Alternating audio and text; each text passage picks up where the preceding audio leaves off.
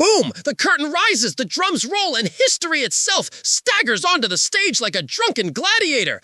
Britain, draped in Protestant armor, glaring across the channel at Catholic France, two neighbors locked in a centuries-long staring contest that could curdle milk. Suspicion wasn't just a mood, it was policy, paranoia, and propaganda rolled into one. The Act of Supremacy in 1534 crowned the English monarch as head of the church, slicing ties with Rome and branding loyalty to the Pope as treason.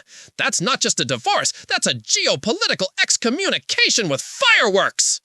Elizabeth I, excommunicated by Pope Pius V in 1570, her subjects told they owed her no allegiance. Britain saw Catholic France not as a partner, but as a Trojan horse, a papal puppet ready to yank a rug from under Protestant sovereignty. Every French rosary bead looked like a spyglass, every cathedral bell like a war drum. And yes, the fear wasn't entirely baseless. Alliances between Catholic powers like Spain and France did threaten England's fragile Protestant experiment. But oh, how the suspicion metastasized into absurdity! Catholics in Britain were painted as fifth columnists, conspirators, eternal outsiders.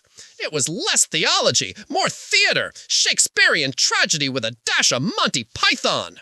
Yet, don't forget the irony. France, for all its Catholic devotion, was also a cradle of Enlightenment thought, birthing ideas of liberty and reason that Britain would later embrace. The hostility was a double-edged sword. It kept Britain vigilant, but it also blinded it to the cultural and intellectual wealth across the Channel. Suspicion built walls where bridges might have stood. Centuries of mistrust echo like a referee's whistle in a rigged match. Britain and France, two titans of Europe, locked in a rivalry where religion was both shield and sword. As the poet said, fear is the mind killer, and in this case it was also the neighbor killer. The final punchline, they fought like zealots, but history laughs, because today they sip wine and tea at the same table, pretending the old ghosts never existed.